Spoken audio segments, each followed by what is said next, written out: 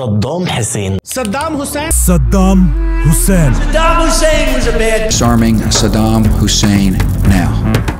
في سنة 2003 في قرية صغيرة في ريف العراق، الدنيا ليل والجو هادي. في نص الليل في راجل مستخبي جوه حفرة تحت الأرض، مدخلها متغطي بقطعة فلين علشان محدش يشوفه أو يحس بيه. فجأة النور بيقطع في كل شوارع القرية. مش كده وبس، لا، مئات الجنود الأمريكان بينتشروا في الشوارع وبيبدأوا يمشطوا المنطقة كلها. الجنود قربوا من مزرعة باين عليهم شاكين فيها. واحد من الجنود شد حبل كان طالع من تحت التراب وابتدى يشدوه بهدوء لحد ما اكتشف انه مربوط بباب سري في الارض. الجنود فتحوا الباب وكانوا على وشك يرموا قنبله جوه الحفره احتياطي كده علشان يتاكدوا ان مفيش خطر. بس قبل ما الجندي يشد فتيل القنبله فجاه الكل وقف مكانه. اتفاجئوا بايدين طالعين من تحت الارض، وراهم راجل دقنه طويله وشكله مرهق كده ورافع ايديه لفوق وبيقول: انا صدام حسين رئيس العراق وعاوز اتفاوض. الجندي وقتها مسك اللاسلكي وقال الكلمه اللي هزت الدنيا كلها: سيداتي وسادتي، خلاص جبناه. سواء كنت شفت الميمز اللي انتشرت عن اللي حصل او كنت عايش وقتها وفاكر شويه من الاحداث، بس انا واثق انك عمرك ما سمعت القصه الكامله دي بالتفاصيل اللي جايه. عشان كده في الفيديو ده هتكلم فيه عن كل حاجه من اولها لاخرها. ازاي تم القبض على صدام حسين؟ الرحله دي بدات لما امريكا اعلنت غزوها للعراق في مارس 2003. في اللحظة دي القوات الأمريكية وقوات التحالف بتبدأ عمليات عسكرية لنزع سلاح العراق وتحرير شعبه والدفاع عن العالم ضد خطر كبير. أمريكا كونت تحالف ضخم علشان تطيح بصدام حسين، وقالوا قدام العالم إن السبب هو إن صدام مخبي أسلحة دمار شامل. مفيش أي شك إن صدام حسين عنده أسلحة دمار شامل، لكن الحقيقة الكلام ده طلع كله كذب في كذب. العملية العسكرية كانت سريعة جدا. القوات الأمريكية ومعهم الإنجليز والأستراليين والبولنديين اقتحموا العراق واتحركوا ناحية العاصمة بغداد. وبعد 3 أسابيع من بداية الغزو بغداد وقعت. بس رغم كده مفيش أي أثر للرئيس العراقي صدام حسين. الجنود دخلوا قلب بغداد والدبابات الأمريكية بقت ماشية في الشوارع، والإعلام بيعلن إن نظام صدام حسين انتهى. وفي ميدان عام وسط بغداد كان في تمثال ضخم لصدام حسين، والجنود الأمريكان وقفوا مع العراقيين علشان يوقعوا التمثال ده. لكن قبل ما يوقعوه العساكر الأمريكان رفعوا علم أمريكا على وش التمثال، وده زعل إخواتنا العراقيين جدا لأنهم حسوا إنهم بدل ما تحرروا بقوا محتلين. بسرعة الجنود فهموا الموقف وشالوا العلم الأمريكي وعلقوا علم العراق بدلا منه، وبعدها وقعوا التمثال. الناس فرحت والتمثال وقع، لكن صدام الحقيقي لسه حر وطليق. ومن هنا بدأت المطاردة الحقيقية. الجيش الأمريكي بقى عنده مهمة واحدة: يمسك صدام حسين وأقرب رجاله. فعملوا كروت لعبة خاصة فيها صور أخطر 52 شخصية في النظام العراقي، كل كارت عليه صورة واسم علشان الجنود اللي بيلعبوا يشوفوا الصور ويتعرفوا على الناس دي لو صادفوهم. وطبعا صدام حسين كان كارت الجوكر، وولاده عدي وقصي كانوا برضو موجودين في الكروت بس ترتيبهم أقل منه بشوية. في الجو وفي الأرض الكل بيدور عليه. بيتقال انه ما بيقعدش في مكان واحد اكتر من كام ساعة، دايما بيتحرك وغالبا بعربية. الاسابيع بتعدي والجنود بيقبضوا على ناس كتير من اللي في القايمة، بس ولا واحد فيهم بيقودهم لصدام او ولاده. وقتها الحكومة الامريكية عملت خطوة تانية، عرضت جوائز مالية ضخمة: 15 مليون دولار مكافأة لكل واحد من ولاد صدام، و25 مليون دولار كاملة للي يدلهم على مكان صدام شخصيا. بال25 مليون دولار دي الجنود الامريكان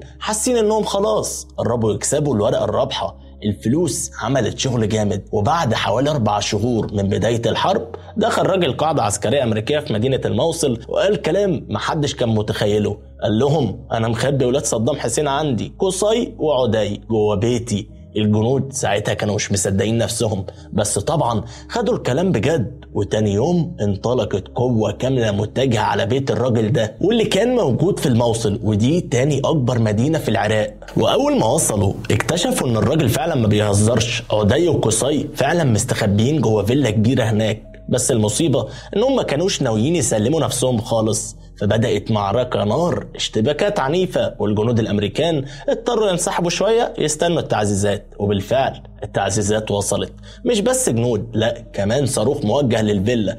الصاروخ نزل على المكان، دمر معظم المبنى اللي ولاد صدام كانوا مستخبيين فيه. وبعد ما التراب والرقام هدي، الجنود دخلوا يشوفوا ايه اللي حصل، وطلع ان الاتنين عدي وقصي ماتوا في المعركة، وانتهى الموضوع خلاص. في الوقت ده مسؤول امريكي طلع وقال كلنا كنا نتمنى يتم القبض عليهم أحياء، بس مش شايف إن ده فشل، مهمتنا هي القبض أو القتل، وده اللي حصل. بس السؤال اللي كان في دماغ الكل، هل ولاد صدام كانوا هيفيدوا بحاجة لو اتقبض عليهم؟ الإجابة غالبا لا، لأنهم كانوا هيموتوا قبل ما يقولوا مكان أبوهم. لكن اللي حصل بقى بعد كده كان المفاجأة. لأول مرة من بداية الحرب صدام حسين نفسه بيظهر، مش بشخصه لكن بصوته. طلع تسجيل صوت جديد اتبث في الإعلام، وصدام كان فيه بيعيط وبينوح على موت ولاده. بيقول بصوته الحزين أبنائي استشهدوا فداء للعراق. التسجيل ده أكد للعالم إن صدام لسه حي، وخلى الأمريكان يتأكدوا إنهم قربوا جدا. وبما إن العملية بتاعة الموصل نجحت نتيجة بلاغ من مواطن عراقي، الحكومة الأمريكية قالت لك إيه بقى؟ احنا لازم نكافئ الراجل اللي قال لنا على مكانهم. وبالفعل اتصرف له مبلغ 30 مليون دولار، واتعمل له نقل كامل للإقامة جوه أمريكا هو وعيلته. هدف أمريكا إنها توصل رسالة لكل العراقيين اللي يدلنا على صدام ليه ملايين ومستقبل جديد. احنا مسكنا ولاده ودلوقتي بندور عليه هو، ساعدونا يا شعب العراق بأي طريقة ممكنة. لكن هنا بدأت تظهر المشكلة. المعلومات كانت كتير بس اغلبها كذب او غير دقيقة. ليه بقى؟ لان كل واحد بقى عاوز الجايزة. كل شوية حد يطلع يقول انا عارف هو فين، ويطلع في الاخر كلام فاضي. الوقت بيعدي والشهور بتجري ومعاها الحملات بتفشل واحدة ورا التانية. في حملة حصلت واتقتل فيها 3 مدنيين وطلعوا ابرياء، كانوا بس ساكنين في المكان الغلط. الوحدة الخاصة اللي بتدور على صدام اسمها تاسك فورس 20 بقت شغالة بكل قوتها، بس لسه مفيش خبر أكيد. الموضوع قلب فوضى، مداهمات، تفتيش، بيوت بتتدمر، مدنيين بيتصابوا، ومفيش أي حاجة بتوصلهم لصدام. لكن وسط الزحمة دي كلها في جندي اسمه إريك مادوكس قرر يفكر بشكل مختلف. قال لنفسه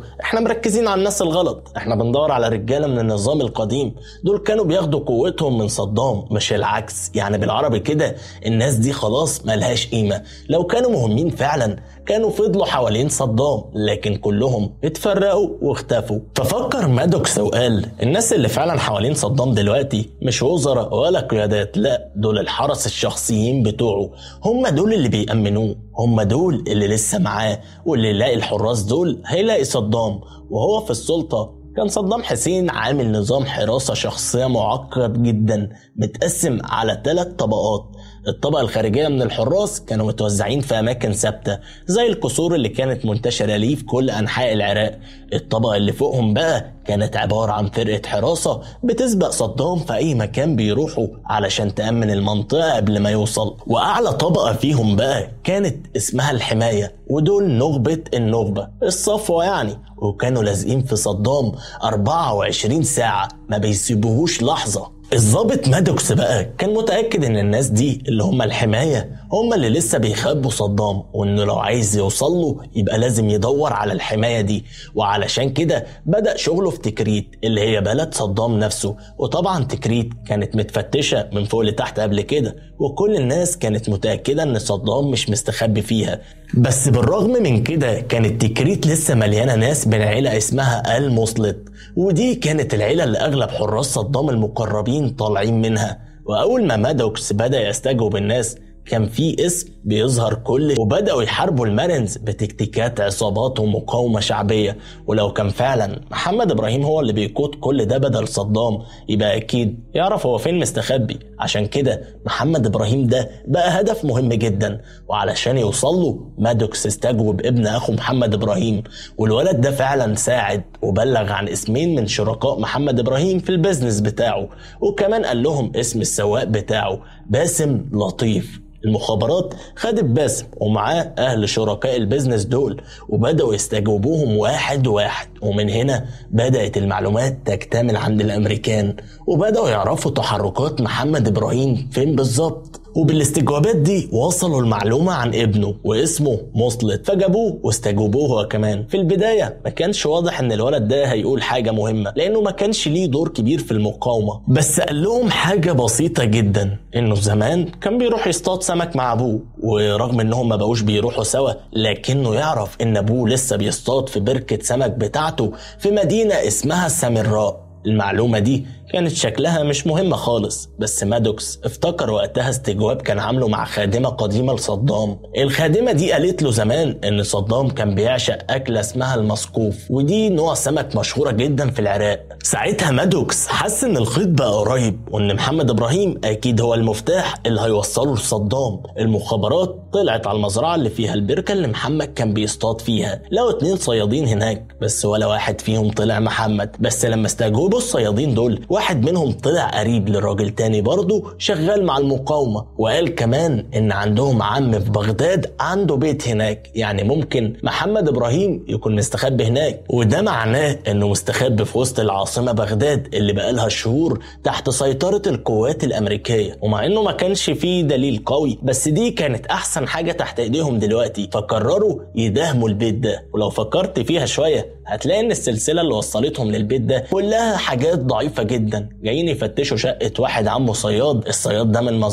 المزرعة كان بيروحها محمد وابنه قال انه بيحب يصطاد هناك، يعني سلسلة مفككة ومع ذلك كانوا ماشيين وراها. بس لما القوات الخاصة دهمت الشقة حصلت المفاجأة، لقوا محمد إبراهيم جواها فعلا. بس كده لا، دي كانت البداية بس. المشكلة انهم ما كانوش عارفين اذا كان هيتكلم ولا هيقفل بقه. مادوكس نفسه قعد معاه وبدأ يقنعه انه لو اتكلم هيأمن له هو وعيلته الحماية. محمد إبراهيم وافق يتكلم، قال لهم ان صدام مستخبي في قرية زراعية صغيرة اسمها الدور، وده رجعنا لأول مشهد من الفيديو ده. القوات الأمريكية فعلا كانت بتفتش في القرية ومحمد إبراهيم معاهم بس كمسجون، ومن المعلومات اللي قالها بدأوا يفتشوا بيتين زراعيين عاديين شرق نهر دجلة. بس لما فتشوا البيتين دول ما كانش فيه أي أثر لصدام، والجنود بدأوا يحسوا ان المهمة فاشلة وان الموضوع شكله طلع وهم. بس فجأة محمد إبراهيم أشار على مبنى ثالث على شمال آخر بيت فتشوه. المبنى ده كان عبارة عن عشة صغيرة فيها أوضتين، ولما دخلوها لقوها فاضية برضه. الغريب بقى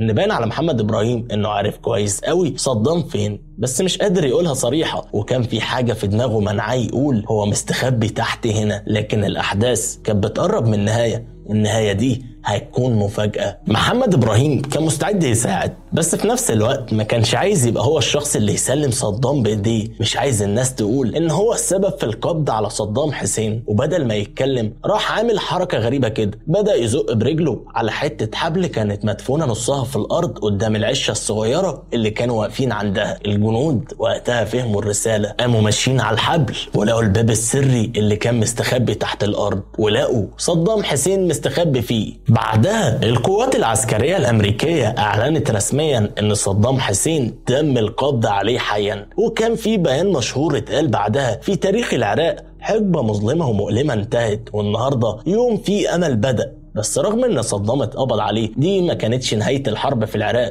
الوضع ما اتحلش كده وخلاص. التحالف الدولي ما كانش عنده خطة حقيقية للي هيحصل فيما بعد، والنتيجة البلد فضلت في حالة فوضى لسنين طويلة بتحاول تبني نفسها من الخراب اللي حصل بسبب الغزو. بس صورة صدام وهو مستخبي في الحفرة بقت واحدة من اكتر الصور شهرة في التاريخ الحديث، واتحفرت مش بس في ملفات السياسة لكن كمان في الذاكرة الجماعية. الناس بدأت تهزر وتقول ان صدام مستخبي في كل مكان عشوائي، لدرجة ان ويكيبيديا نفسها كانت بتتعرض لتخريب كل شوية، والناس بتخلي صدام يختبئ في جداول ورسومات بيانية. لكن هنا لازم نركز على نقطة مهمة، الصورة دي ما بقتش مشهورة لوحدها، لا دي كانت مقصودة ومخطط ليها كويس جدا. بعد ما قبضوا عليه الجيش الامريكي دعا صحفيين كتير يزوروا المكان اللي كان مستخبي فيه صدام علشان العالم كله يشوف الدكتاتور زي ما كانوا مسمينه وهو مستخبي في حفرة تحت الارض زي الفئران. وما اكتفوش بده، نشروا كمان صور ليه وقت القبض عليه، وكان شكله تعبان وضعيف جدا ووشه شاحب، وكانهم بيقولوا